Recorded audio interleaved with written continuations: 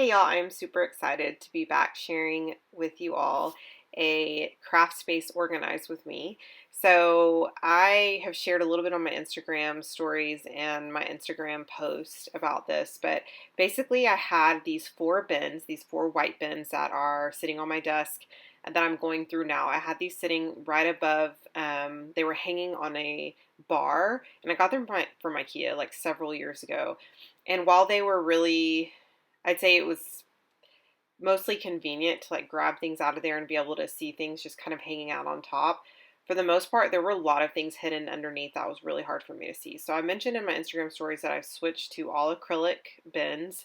And you'll see here how I kind of organize and compile these things. Right now, I'm just making different categories. So my like cutting tools are going to go in one drawer. My staplers and similar items are going to go in another drawer, and so on. So let me just also mention that these drawers may not stay like this forever. I'm forever changing my craft space.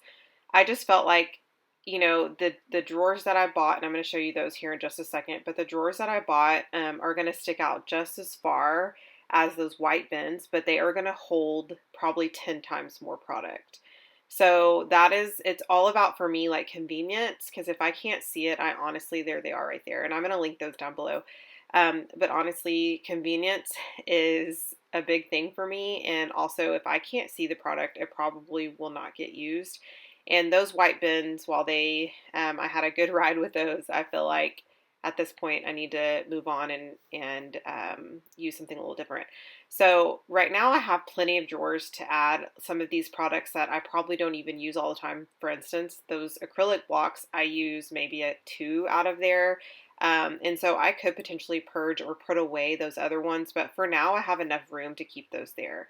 So here I'm showing you these little acrylic bins that I got a long time ago at Target. They have four little slots, and they have some of my smaller items, and I'm just not really ready to put those into the larger drawers yet because they are kind of, I don't want to say they're separated, but they are already kind of organized, and they're such small product that I don't want to put them in a large drawer, if that makes sense. So moving on to the marker drawer, you saw that I already put my Spectrum Noir and my Copics in one drawer. And then this drawer, I'm actually just pulling out some different markers, and you'll see little hands there. So that's my daughter.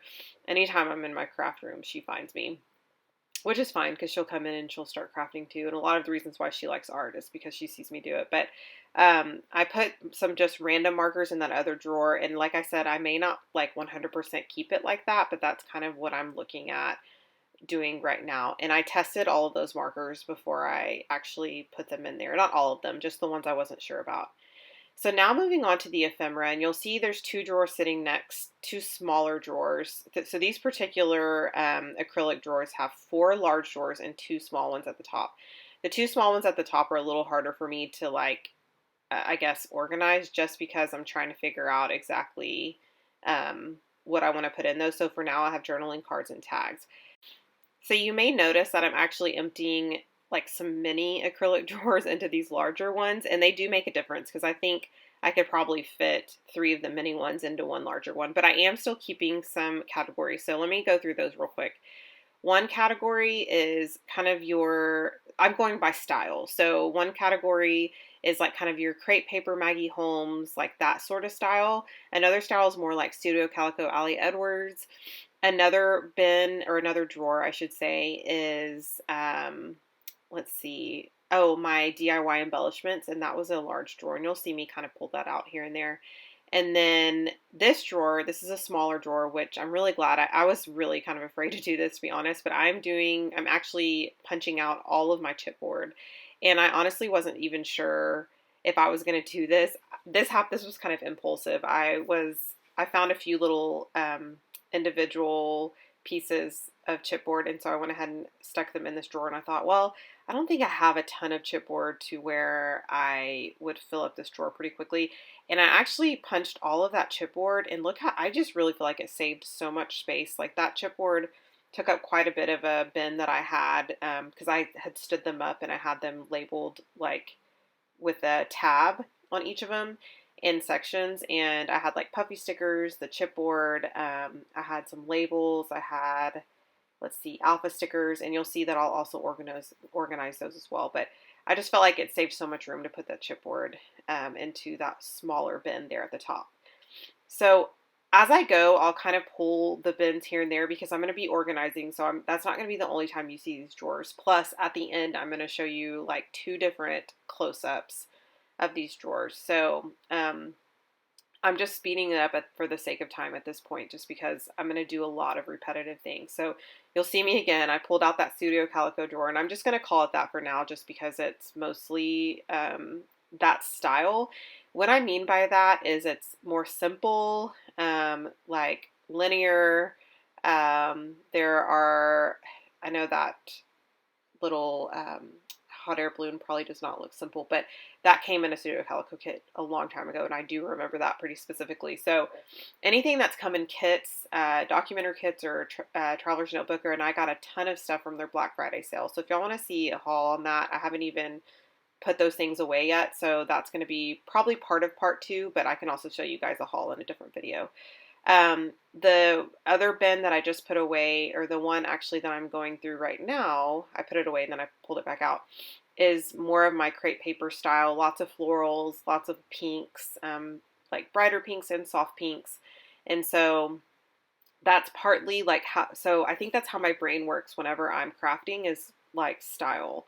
And lots of times when I create a project, it's based on what style I'm going for. So that's kind of my thought at this point. Again, all of this can change at some point, but for now, I like the way it's looking.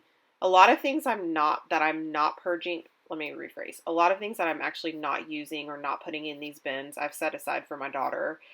And I think this is a great way for her to be able to have some similar things to me. So when I'm crafting or when we're crafting together, she can feel like she has the same type of product, I guess. So at this point, I'm going through a new little plastic bin, and this is part of my issue, is I have bins of ephemera like all over my craft space. And I don't know that I've mentioned this, but I actually just have a corner of my own bedroom. My kids each have their own room, and then my husband and I have a room. And so we have a 3-bedroom house. So basically not a whole lot of space for a craft room like I used to have, but that's okay. I have a little space, so eventually when we build down the road in a couple years, I'll have a little space of my own. But for now, this works, and this is also part of the reason why I'm redoing the desk portion, just to kind of make everything more accessible. So at this point, I've created 2 more categories. I've got some labels and some tags that are blank that are in one of the smaller top bins, and then some smaller word or icon ephemera pieces, if that makes sense. So yes, there could be some smaller icon or ephemera pieces in other bins, and if I come across those, I may decide to switch those, but these were very simple. Lots were black and white. I had some blue, and I had a lot of neutral tones that I'm using, and in this particular bin where it's a lot of circular like icons and little smaller words. And the reason I separated those, my thought behind it was I create a lot of DIY embellishments and I like to layer things, and that's the perfect like top layer, if that makes sense. So at this point, I'm going through another label bin and I'm deciding which labels I want to keep, and then the rest I give to my daughter to put in her little stash.